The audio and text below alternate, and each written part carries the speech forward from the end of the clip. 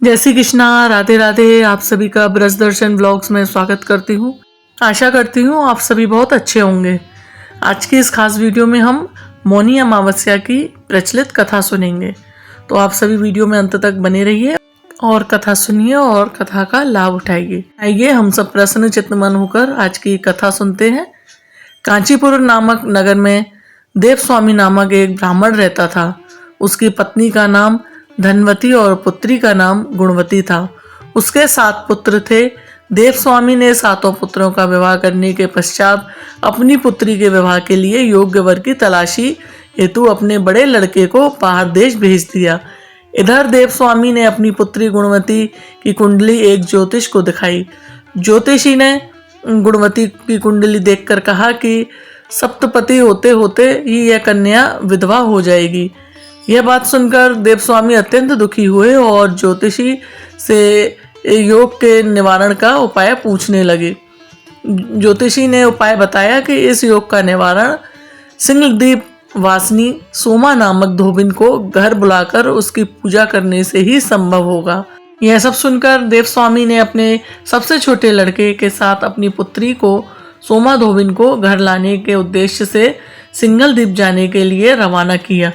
वे दोनों समुद्र के तट पर पहुंचकर समुद्र पार करने का उपाय सोचने लगे, लेकिन उन्हें कोई उपाय नहीं सूझ रहा था।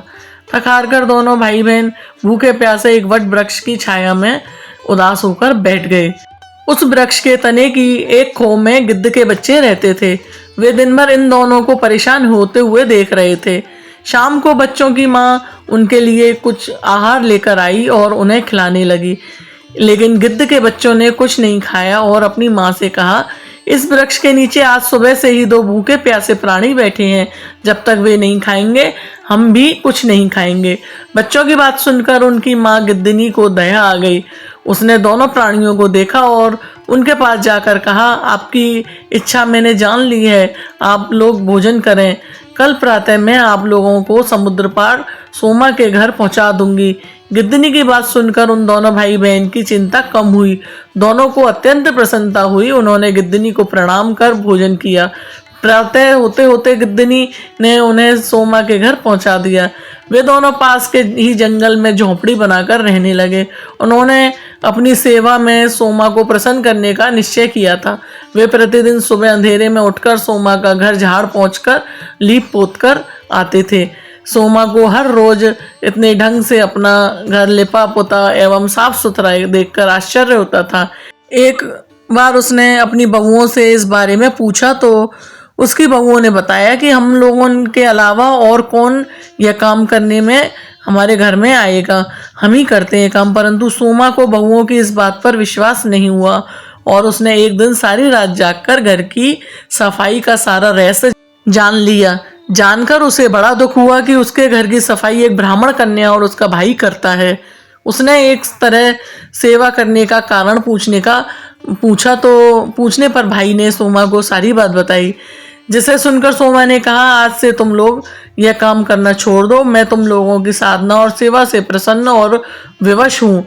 अब तुम्हारी सेवा किए बिना मुझे विश्राम नहीं मिल सकता। सोमा उनके आग्रह पर दोनों के साथ घर जाने को तैयार हो गई।